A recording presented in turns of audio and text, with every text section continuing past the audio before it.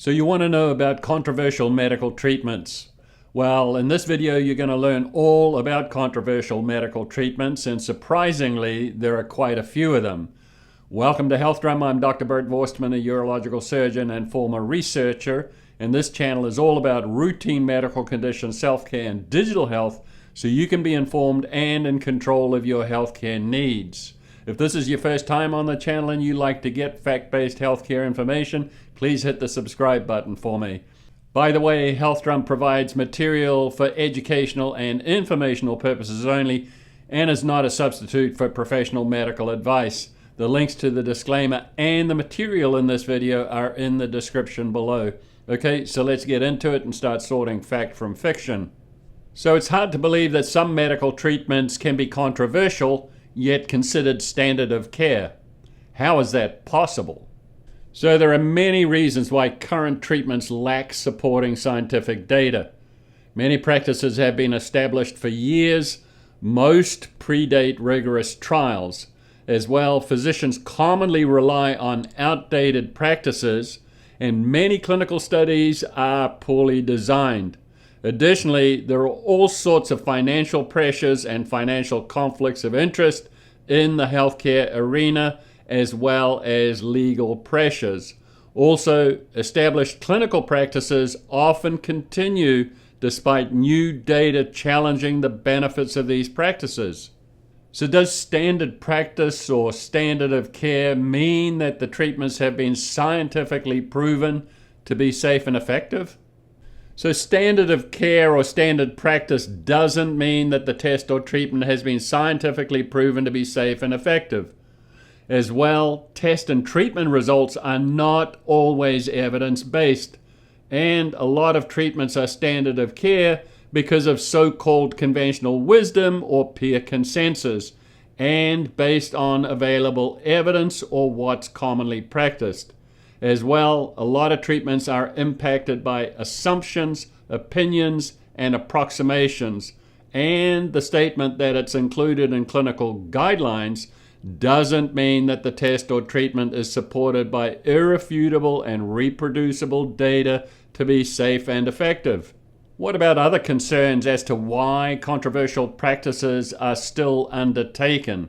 So there are some additional reasons why a lot of healthcare is untrustworthy, such as healthcare is financially driven, most published research is false, and only about 11% of medical treatments are of known benefit. Physicians are sometimes disconnected from their creed to keep patients from harm and injustice, and sometimes there's a failure of government healthcare oversight agencies to ensure that medical tests and practices are safe and effective. These failures have allowed some medical treatments to become standard of care, although the risks outweigh the benefits. So which medical practices were once considered controversial, but now standard of care? So here's a short list of some of the many medical practices that were once considered controversial and where doctors practicing these treatments were severely ostracized. But now these practices are considered standard of care. Practices such as vaccinations, antiseptic surgery, hand washing, antibiotic treatment for stomach ulcers, and cataract surgery. As well, there are many other practices once considered very controversial, such as infertility treatments, organ transplants, and many other practices that are now considered standard of care. But what about the converse? Medical practices that were once considered standard of care, but now controversial. There are many medical treatments that were once considered standard of care, but now controversial and or abandoned. They include lobotomy, radical mastectomy for breast cancer, routine tonsillectomy and adenoidectomy, routine episiotomy before vaginal delivery, and internal mammary artery ligation for angina. And there are many more, such as sympathectomy for hypertension, nephropexy for dropped kidney, open stone surgery, spinal fusion, and so on and so on. All of these treatments were once considered standard of care, but now very controversial and mostly abandoned. But what are the reasons why some controversial medical treatments continue to be practiced? So here's some reasons why some current controversial medical treatments are still practiced. Healthcare is financially driven. Healthcare is in the business of making money. As well, a lot of healthcare research is poor quality and not founded on sound scientific principles. The conclusions of most studies can't be replicated. Physicians often rely on outdated practices, beliefs, opinions, assumptions, and approximations, and sometimes because there may be some alignment with legal protection. As well, some of these controversial practices are still paid for by health insurance plans. So what are some examples of medical treatments that are controversial but still practiced and considered standard of care? So this screenshot shows a partial list of some of the many medical treatments that are controversial but still considered standard of care. Treatments such as radical prostate cancer surgery, both open and robotic, varicocele ligation for male infertility, spinal fusion, knee arthroscopy for arthritis, coronary artery stents, and routine circumcision. There are many more controversial treatments still considered standard of care, such as C-sections, carpal tunnel surgery, bariatric surgery, knee replacement, meniscus repair, transgender surgery, hysterectomy, and a whole host of other medical treatments and practices. This begs the question for many, are the cures worse than the disease? So what are the features common to controversial and potentially harmful medical practices? So there are several features that are common to controversial and potentially harmful medical practices.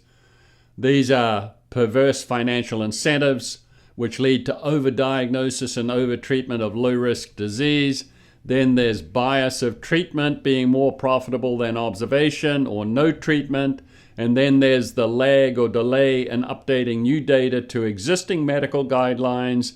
And there are legal fears to abandoning established but unsafe and ineffective standard medical practices. What about other controversial medical practices that include tests and medications? So there are many other controversial medical practices, such as screening practices, the use of the PSA test for prostate cancer, annual physical exams, as well as many other medications such as statins and antidepressants and chemotherapy agents, agents such as the highly controversial Provenge for metastatic prostate cancer, as well as the concerns about futility ICU care for elderly patients or those with poor outcomes, and supplemental oxygen for moderate COPD.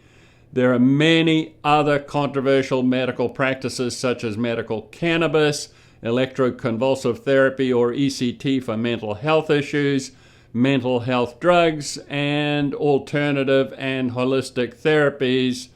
For these, there's often very little evidence-based science supporting these practices. In fact, when considering any medical test or treatment, one should do some serious homework, comparing risks, rewards, and scientific evidence for benefit. For many treatments, there's a lack of irrefutable and reproducible supporting data for the recommendations, and they're based mostly on opinions.